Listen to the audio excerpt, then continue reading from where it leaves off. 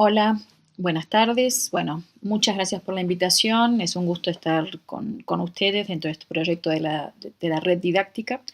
Bueno, lo que quiero presentarles son algunas reflexiones que vengo realizando en relación al uso de las tecnologías en las escuelas, en investigación que vengo realizando actualmente en México, pero que realicé y sigo muy en contacto con Argentina y con otros países de América del Sur. Y bueno, y también quiero decirles que voy a hacerlo en 2 partes, en parte porque ayer tuve una mala experiencia con las grabaciones, entonces prefiero cortarla a la mitad, y también porque, bueno, tiene que ver con 2 partes, algunas reflexiones más generales y otras más específicas sobre los usos pedagógicos en las escuelas. Bueno, yo titulé a esta charla La escuela y la inclusión digital, reflexiones sobre las posibilidades en conflicto de las tecnologías. Y quizás lo primero que habría que pensar es, bueno, cuando hablamos de inclusión digital, ¿de qué se trata? ¿En qué incluirse? ¿No? Yo creo que ahí tenemos que pasar de un momento en el que pensamos la inclusión digital como una brecha muy taxativa, ¿no? Como algo, bueno, están los incluidos y los excluidos, está la famosa brecha digital, y empezar a pensarla, y es lo que vengo proponiendo en algunos escritos recientes, como una frontera, en todo caso, más porosa, que tiene mucho que ver con territorios heterogéneos, ¿no? Entonces, de hecho, hoy vemos los celulares por todos lados, en sectores ricos, en sectores pobres. Son celulares quizás de distinta calidad, quizás no, porque se consiguen de otras maneras, ¿no? O con otra conectividad. Eh, y entonces, bueno, creo que hay que pensar esos territorios en los que, si queremos, avanza lo digital, o con los que se vincula y en lo que se inscriben los medios digitales, como mucho más heterogéneos, que bueno, es una frontera lisa, estoy de este lado, estoy de aquel lado, ¿no? Hay un eje para mí que atraviesa la inclusión digital, que tiene que ver con las desigualdades sociales, culturales, y que, bueno, que lo digital replantea, yo diría, ¿no? No creo que lo supere, tampoco necesariamente lo agrava. En todo caso, las desigualdades sociales van dejando su huella en relación a los usos que podemos hacer, o el tipo de acceso que tenemos, o nada, bueno, cómo nos vinculamos, ¿no? ¿Qué preguntas podemos hacer, por ejemplo, en relación a lo digital, ¿no? Y más adelante voy a hablar sobre esta idea de, bueno, las tecnologías como conteniendo posibilidades en conflicto, ¿no? En tensión. Algunas van para cierto lado, otras van para otro. Y bueno, creo que ahí la desigualdad también juega un rol importante en relación a poder colocarse más críticamente o más activamente en relación a esas posibilidades, y menos activamente, con menos márgenes de acción. Entonces, bueno, ahí hay algunos datos que quiero compartirles, bastante clásicos, pero bueno, las últimas, digamos, estadísticas que se manejan en relación a cómo avanza a nivel global la tecnología.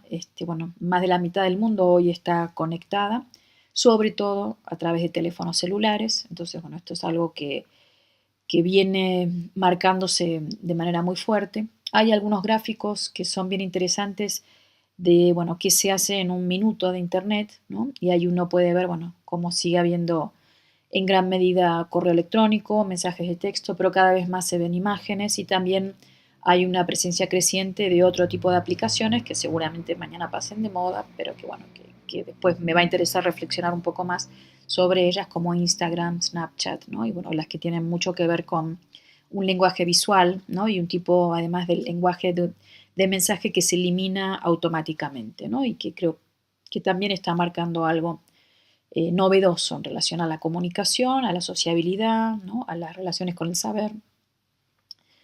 Si yo tuviera que definir muy rápidamente cómo veo el contexto actual de los medios digitales, diría, bueno, hay un proceso de convergencia, ¿no? Esto, bueno, en un pequeño aparato cada vez vamos juntando más cosas, de multiplicación por todos lados, de una portabilidad creciente, ¿no? Y hay un autor, Eric Sadem, que tiene un libro, se publicó hace poco en español, en castellano, La humanidad aumentada.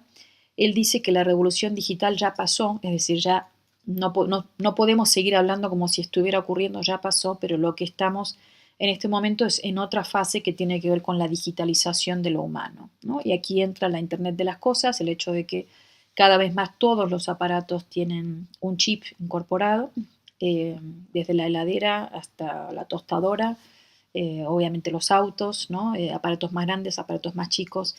Hay una digitalización creciente también de nuestras interacciones, ¿no? De la sociabilidad, de la amistad, de la vida sexual, ¿no? Hay una creciente digitalización de todos esos ámbitos, ¿no? Entonces, el libro empieza con la discusión sobre los robots, ¿no? Y bueno, la imaginación de los años 60, 70 de que íbamos a estar dominados por robots. Mi lectura del libro es que, bueno, en realidad no hacen falta robots, sino que estamos, bueno, tenemos el chip. Nosotros también prontamente, en vez de un celular, vamos a tener, ¿no? Algo incluido bajo nuestra piel, un chip bajo nuestra piel que nos permita hacer cosas que hoy no podemos hacer, ¿no? Algunos dicen, bueno, va a permitir prevenir ataques cardíacos, enfermedades súbitas.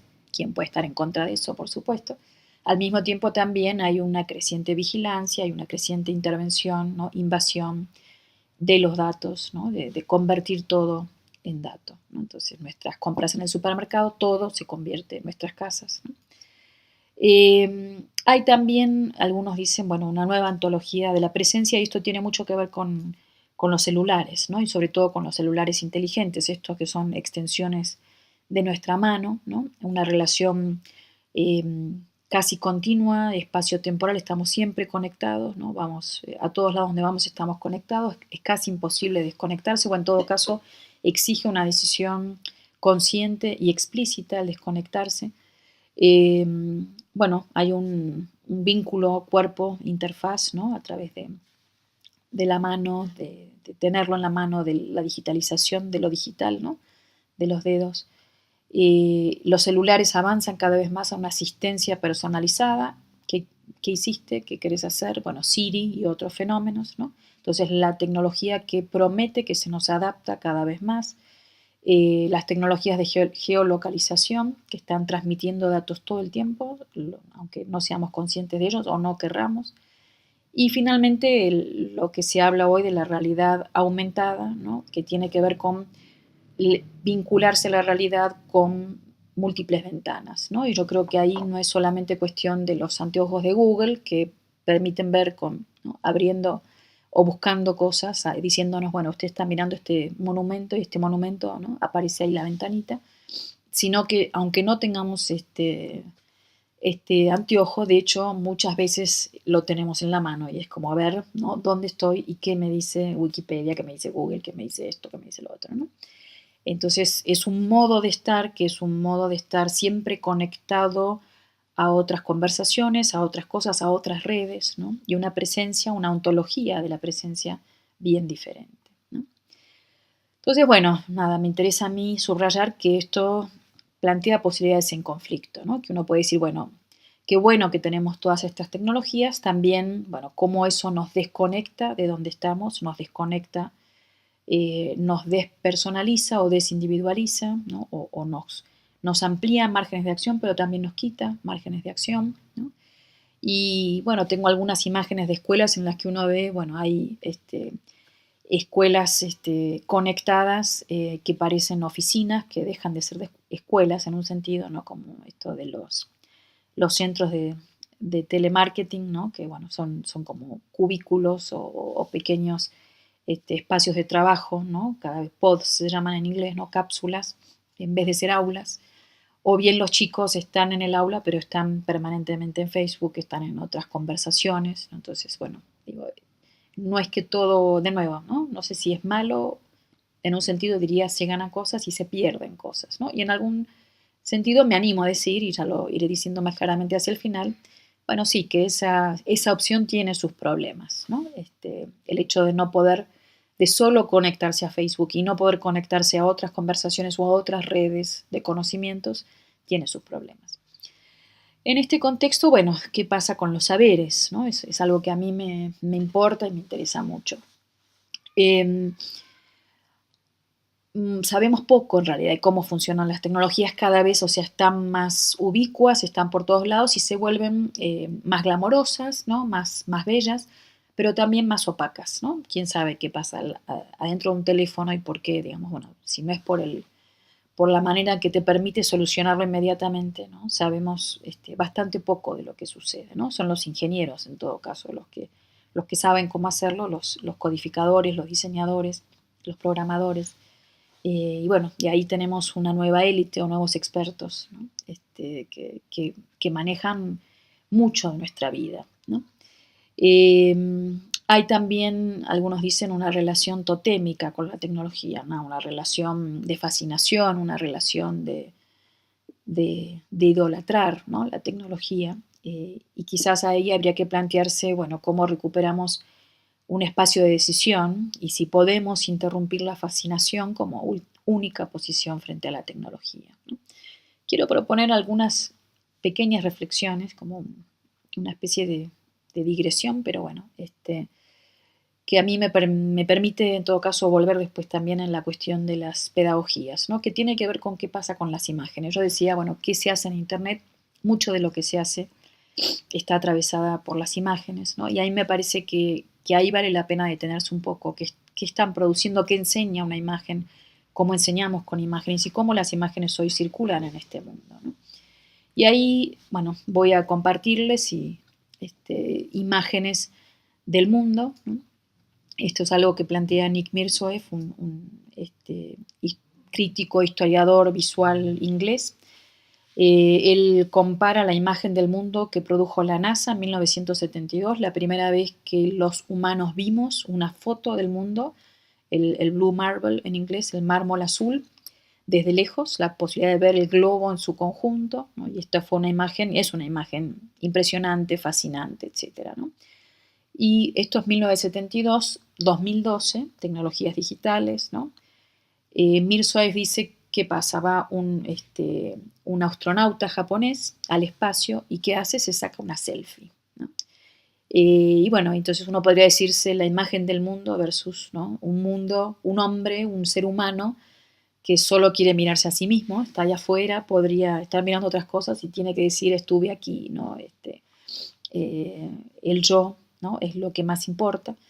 Por otro lado, también Mirzoeff señala que ese mismo año, son 40 años después, de 1972, la NASA saca una imagen corregida del Blue Marble, del mármol azul, que es una imagen que no existe, una imagen compuesta de múltiples, bueno, de miles de fragmentos, ¿no? de imágenes satelitales. Es una imagen mucho más bella, con mucha mejor definición, más vendible. Tiene América en el centro, por supuesto. También Sudamérica, vamos a decir, está ahí el Amazonas. Que, porque es bello, creo también, ¿no? Porque es muy, muy verde y contrasta mucho. Pero bueno, de alguna manera vemos cosas que no existen o que no es posible ver, vemos proyecciones maquínicas y no somos siempre conscientes de este vínculo con lo visual, ¿no? Sabemos la imagen se manipula, etcétera, pero al mismo tiempo creo que no tenemos tanta conciencia y sobre todo no estamos trabajando en esa conciencia, me parece a mí, de qué es lo que permite hoy producir la tecnología y qué es lo que eso habla sobre, de nuevo, ¿no? De una humanidad aumentada, ¿no? Ya no son nuestros sentidos y de hecho, bueno, ese punto de vista que nos están diciendo no existe, ¿no? Necesitamos una imagen más bella, más azul de la Tierra, no lo sé, yo creo que no, prefiero la que está un poco borrosa, ¿no? Y al natural. Pero bueno, digamos, ¿no? Estos son discusiones, son debates que valdría la pena tener, ¿no? Respecto a las representaciones y respecto a lo que esas representaciones nos enseñan sobre nosotros mismos, sobre el mundo, sobre la naturaleza, ¿no? El tema es que hoy hay una explosión de lo visual, una explosión muy, muy llamativa. Aquí hay un artista, creo que alemán, Erich Kessels, que hizo una exposición en el 2008 que se llama 24 horas, 24 horas foto, era. Y esta exposición, él lo que hizo en 2008, imagínense lo que sería ahora, imposible, imprimir todas las fotos que se subían a Flickr en un día, ¿no? Y esto, bueno, llenó cuartos, una galería completa de montañas de imágenes, ¿no? Esto es un volumen parahumano, ¿no? O inhumano, no sé. Y entonces lo que concluyen algunos analistas, bueno, estamos en una cultura con una enorme explosión de lo visual y sin embargo estos signos que se producen son cada vez más débiles y hay una visibilidad baja. ¿Por qué? Porque hay demasiado, demasiado que no nos permite ver, ¿no? Boris Groys, un crítico de arte, él dice algo también bien interesante, dice, bueno, hoy se produce mucho, millones de productores, dicen, producen textos e imágenes para un espectador que tiene poco o nada de tiempo para leerlos o para verlos, ¿no? Entonces, todos somos productores, ahora lo crítico o lo especial es sentarse a ver, sentarse a escuchar, ¿no? Y yo, bueno, sobre la escucha vengo pensando mucho de, bueno, cómo enseñamos a escuchar, ¿no? En un contexto en el cual lo que importa es hablar. Pero vuelvo a las imágenes, ¿no? Entonces, frente a este demasiado de las imágenes, hay una batalla por la atención,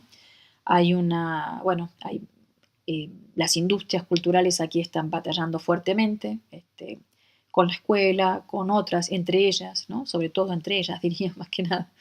La televisión, las televisoras tradicionales, Netflix, ¿no? Apple TV, los videojuegos, los celulares con otras aplicaciones, ¿no? Hay una enorme batalla por la atención y hay ahí, digamos, ¿no? Me parece a mí un punto crítico respecto a estas nuevas economías de la atención que hacen cada vez más difícil que prestemos atención, que la atención sea cada vez más un recurso escaso, ¿no? Y bueno, los pedagogos nos vivimos quejando de eso. Herbert, en el principios del siglo XIX, decía, la atención es un problema pedagógico. Sí, imagínense si en 1812, 1820, que dirían 200 años después, ¿no? Respecto a, bueno, no sé si te presto atención a ti o al otro celular o acá o allá, o no, tengo todo esto. Y para las aulas esto genera, unas tensiones muy, muy fuertes, ¿no? Entonces, digo, no quiero decir que ellos sean los malos y nosotros los buenos. En todo caso, lo que quisiera llamar la atención es que estamos enseñando en otras condiciones de experiencia y en otras condiciones de existencia, que no es solamente cómo incorporamos las TICs, ¿no? ¿Qué hacemos con las TICs? Que sea un uso pedagógico, no pedagógico, sí, por supuesto, eso es bien relevante, pero también me parece que tenemos que hacernos esas preguntas en el marco de reconocer que estamos en una suerte de mutación, ¿no? Cultural, tecnológica. No lo dramatizo, hay muchas épocas de la humanidad que cambiaron mucho, pero esta sin duda es una que está cambiando mucho y muy aceleradamente, ¿no? Em, Aquí también hay una imagen que suelo trabajar, que espero poder compartirles, que es una imagen que se tomó en Italia, ¿no? Frente al naufragio del Costa Concordia en el 2012, una mujer con sus pieles que usa el naufragio, ¿no? como este fondo bonito. Y bueno, y yo creo que eso marca bien, es una imagen impactante, es una imagen choqueante, ¿no? Los dilemas éticos, bueno, con esta posibilidad de generar tantas imágenes, de tomar imágenes en todos lados, de compartirlas, ¿no? Hay mucha preocupación respecto, por ejemplo, al sexting, a las imágenes sexuales de los adolescentes. Yo creo que eso a veces está un poco sobrevaluado frente a otros dilemas como, bueno, el sufrimiento humano, ¿no? El dolor humano, este, la alteridad, ¿no? Que están, bueno, eso no importa, ¿no? Si somos un poco obscenos en otro sentido, no sexual, sino ético, político, ¿no?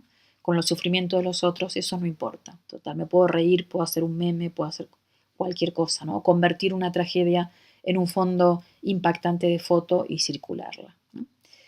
Entonces, yo creo que eso nos plantea muchos desafíos. Estas nuevas condiciones nos plantean muchos desafíos pedagógicos, ¿no? Hay un autor francés que a mí me gusta mucho, Georges Didi Huberman, un crítico de arte. Él dice, bueno, vivimos en la época de la imaginación lastimada, la información nos da demasiado por la multiplicación de las imágenes, por ello somos incitados a no creer nada de lo que vemos y finalmente a no querer mirar más que lo que tenemos delante de nuestros ojos, ¿no? Una cita larga que espero poder compartirles para que la lean con detenimiento. La imaginación lastimada por el demasiado y entonces no creemos nada y no queremos nada, ¿no? Creo que ahí, bueno, la pregunta es, ¿cómo hacemos, no? ¿Cómo enseñamos a mirar de otra manera, a producir imágenes de otra manera, ¿no? En el marco de un régimen visual en el que se privilegia lo que otra autora llama un registro amnésico. Bueno, esto el Snapchat, ¿no? Como es por definición el que más lo hace. Hacemos una imagen y enseguida la borramos. Está hecha para ser borrada. Enorme ventaja, no ocupa lugar, ¿no? No deja huellas, entre comillas.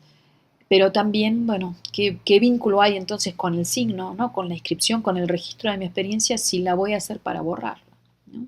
Digo, puede ser un lindo juego, y por qué no, pero también diría qué pasa con las otras que supuestamente sí quiero guardar y no vuelvo a mirar, ¿no? Qué pasa con las que quiero compartir y no selecciono, ¿no? Qué pasa con lo que no me detengo a mirar, ¿no? Creo que este es un aspecto bien importante. Bueno, aquí hago una primera pausa y sigo en una segunda parte respecto a la investigación.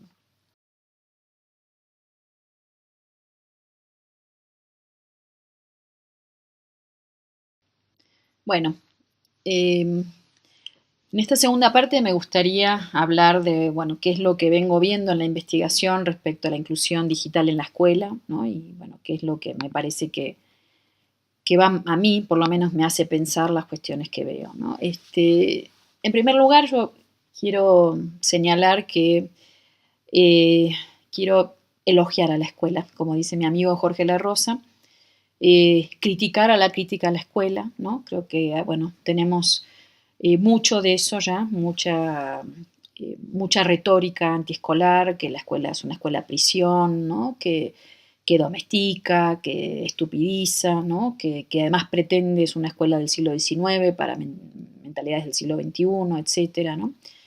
Sin embargo, yo rescataría algunas características de la escuela como institución. No quiere decir que en sus formas de actuar permanentemente esto sea así, ¿no? Pero en todo caso de lo que la escuela, de nuevo, ¿no? Posibilidades de la escuela, de lo que podría ser y de lo que para mí hay que tratar de que sea, ¿no? Porque es una institución social como no hay otras todavía, de esa manera, ¿no? Y ahí quiero marcar quizás tres cuestiones, ¿no? La primera es que la escuela plantea una suspensión de un tiempo y un espacio, tomo esta idea de Magellan y Simmons, bueno, poner algo a trabajar, decir, bueno, aquí estamos en la escuela y dejamos de ser el hermanito de, el hijo de, el que viene de tal lugar y estamos en la escuela como alumnos, como maestros, ¿no? Nos encontramos a trabajar sobre el conocimiento y en ese sentido da un tiempo y un espacio que otras instituciones no dan, ¿no?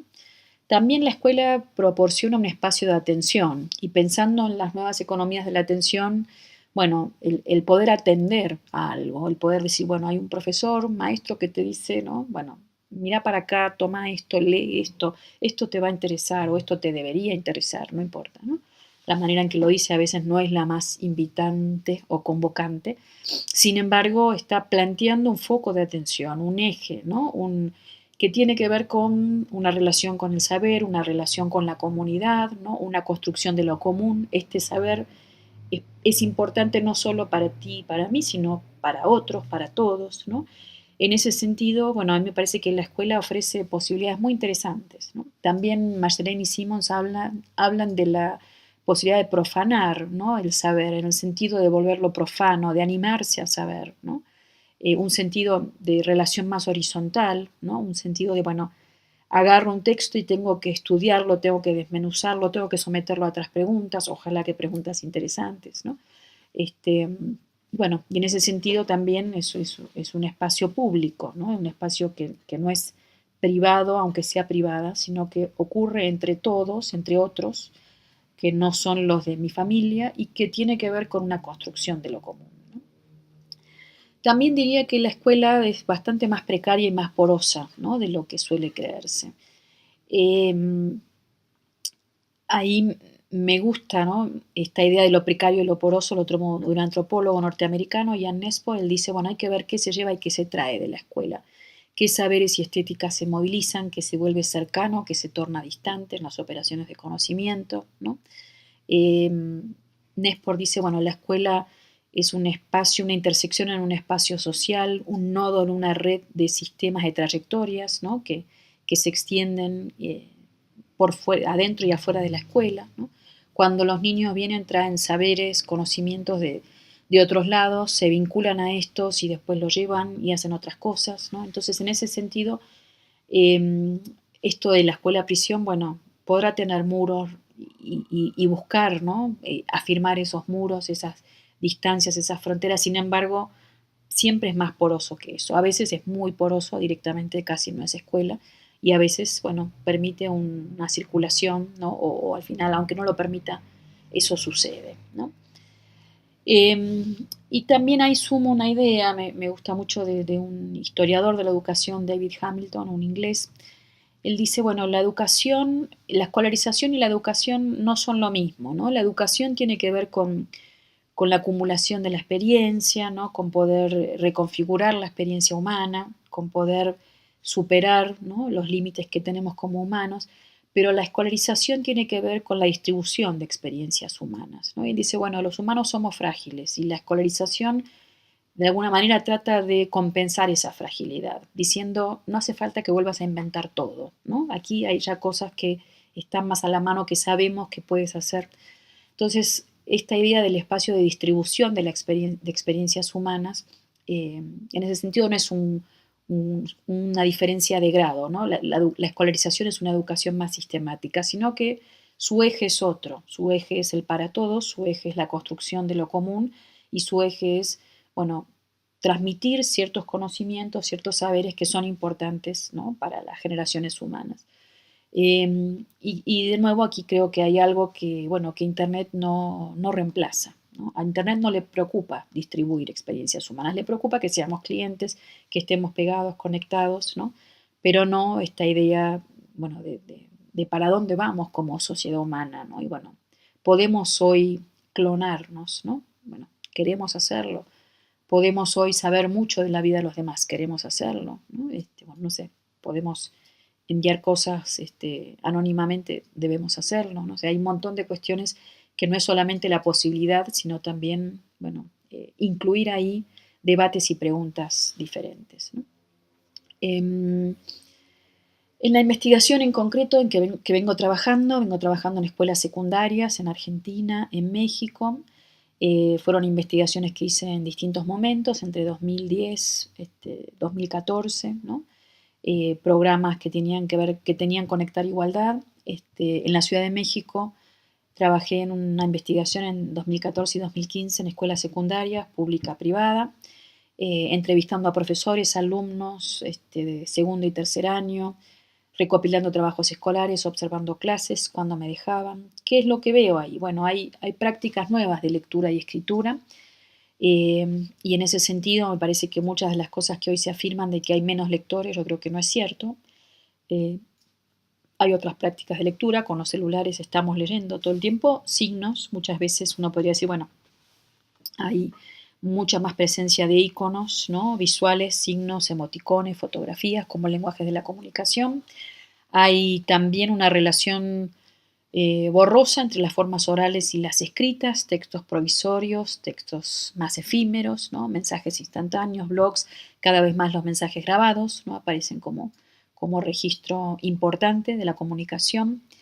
Eh, Se lee y se escribe en plataformas portátiles o fijas, con múltiples pantallas, y lo que escribimos ahí tiene mucha menos fijación y mucha menos estabilidad, ¿no? Se interviene, se redefine, ¿no? Y aquí aparecen conversaciones sobre el archivo, vuelvo a esta idea del registro amnésico, no porque crea que hay que archivar todo, ni mucho menos, y eso de hecho es imposible y es indeseable, ¿no? Pero lo que diría es, bueno, es que hay un vínculo con ese archivo parahumano bastante extraño todavía, bastante poco definido, ¿no? Bueno, lo tenemos ahí, a veces algunos hacen un uso más selectivo de ello, otros hacen un uso mucho menos selectivo. ¿Qué quiero guardar? ¿Por qué quiero guardarlo? ¿Qué quiero dejar registrado? ¿Por qué lo quiero hacer? ¿No? En ese sentido me parece que hay también mucho para trabajar, ¿no?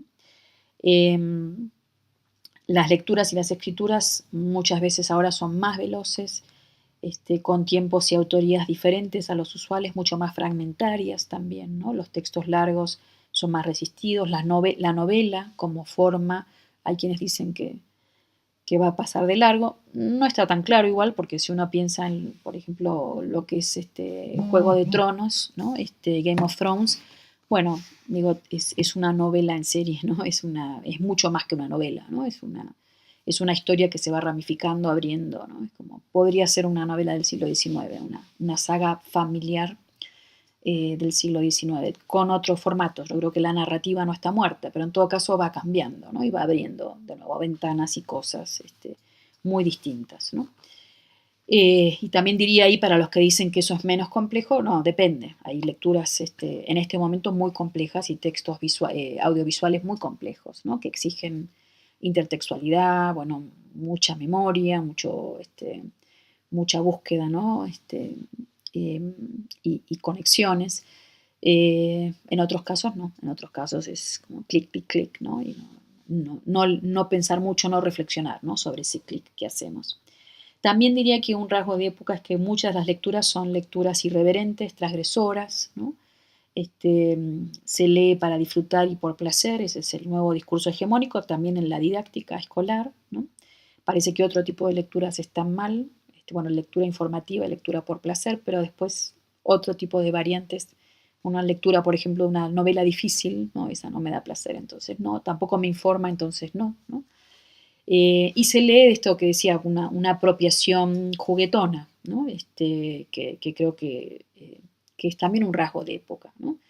De a ratos yo creo que es bien interesante, de a ratos creo que puede ser empobrecedora si no se vincula con eh, otras, otros sentidos de lo gracioso, de lo irónico, ¿no? Si, no sé, en la investigación que hicimos en Argentina les preguntábamos a los adolescentes, hicimos encuestas, ¿no? En 16 colegios secundarios.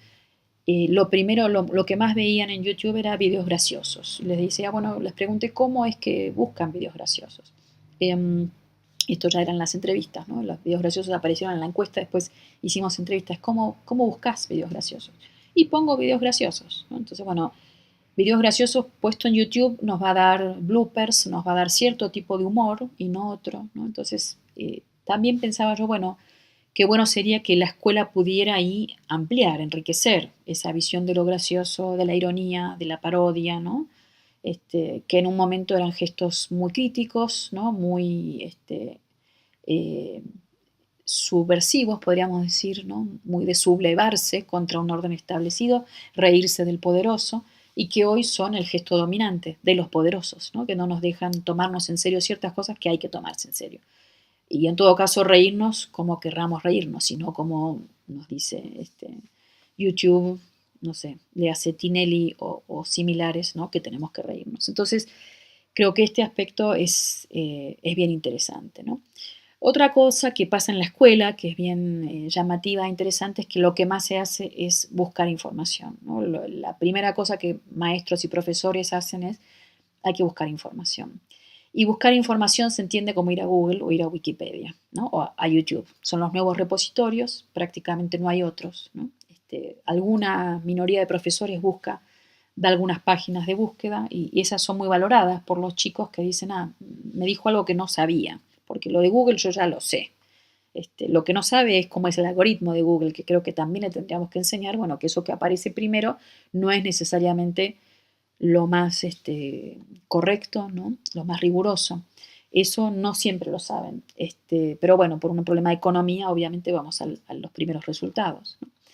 Y además de que, bueno, lo único que se puede hacer es, la única manera de conocer es buscar información, ¿no? Buscar información es igual a investigar, este, y no puede ser leer, perderse en una biblioteca, preguntarle a alguien, ¿no? Hacer otros caminos de búsqueda, escuchar, ¿no? Estar, pararse y observar, ¿no? El observar, no sé, todo eso se va perdiendo. Y me parece a mí que son modos de conocer que sería muy interesante insistir en que subsistan, ¿no? Este, Me parece a mí que son cuestiones que tenemos que pensar un poco más, ¿no? Google y YouTube están asentados sobre algoritmos que lo que más valoran son secretos de Estado, son secretos, ¿no? Más que de Estado, de empresa, que se cuidan muchísimo, pero lo que se sabe es que un aspecto muy importante de ese algoritmo y lo que más pesa es que sea popular, que mucha gente lo haya visitado, ¿no? Y ahí hay un límite, ¿no? En la medida en que lo más popular, de nuevo, puede no ser lo correcto, puede no ser lo mejor, lo más justo, lo bueno, ¿no? Y me parece que como sociedad tenemos que pensar algo de eso, de dónde nos lleva ese algoritmo de la popularidad, ¿no? Finalmente también hay un modo de participación y de conocer que tiene que ver con esta indexación o anotar la vida, ¿no? Como, bueno, en los blogs, sobre todo los microblogs como Facebook, como Twitter, que tiene mucho que ver con autopromoverse, vinculado al algoritmo de la popularidad. Lo que importa es ser popular, ¿no? Lo que importa es tener muchos seguidores, ¿no? Y en ese sentido hay que saber qué decir y cómo venderse, y ahí hay toda una producción y un diseño del sí mismo, del yo, que, que también va coartando otras posibilidades expresivas, ¿no? Vuelvo a las posibilidades en conflicto. Bueno, uno podría decir, hay elementos ahí bien contradictorios. Yo diría, a mí no me gustaría que los chicos crezcan pensando que lo único que tiene que hacer uno sobre sí mismo es venderse, y que entonces la mejor personalidad es la más exitosa, ¿no? La que tiene más likes o más tweets, más retweets, ¿no? Me parece a mí que estos son aspectos que todavía no discutimos mucho, ¿no? Decimos, pongamos a la escuela en Facebook, tenemos que estar ahí porque ahí están los chicos. Sí, pero me parece que antes que eso tenemos que discutir qué está pasando, ¿no? Entonces, bueno, voy terminando. Tengo algunos ejemplos más concretos, pero no voy a detenerme en este momento en ellos. Hay algunas publicaciones que puedo compartirles que con mucho gusto para contarles más las cosas que vengo investigando, ¿no? Pero yo diría, bueno, hay un español, un filósofo español que se llama Miguel Marey, que a mí me gusta mucho, un gran lector de Foucault, ¿no? Y él dice, bueno, nos peleamos una generación, la generación de los 60, sobre todo, con la biblioteca organizada, la escuela, ¿no? Que organizaba un canon, un saber que parecía esto aprisionante no se dice, este, una cárcel, ¿no? Y nos domesticaba.